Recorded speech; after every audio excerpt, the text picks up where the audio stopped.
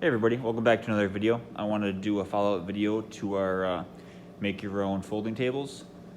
Here's the completed product. If you remember, I kind of sketched out what I was going to do. Countertop guy got in, finished the countertops. These have some sort of laminated edge on there.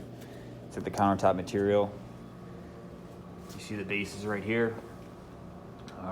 They're welded to the steel. We put little legs on there in case the floor wasn't level. It looks like this one right here, we wheeled it down a little bit just because it was a little unlevel.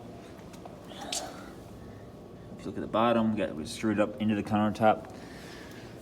But you know, these countertops are a lot cheaper than the $800 tables you can buy online from Solomatic, and they look really great. I might go ahead and use this countertop material on top of my bulkheads as well to update it and keep it fresh. But for about $150, $200 per table, they came out really great. They look really nice, really clean, and they're going to do the job really well.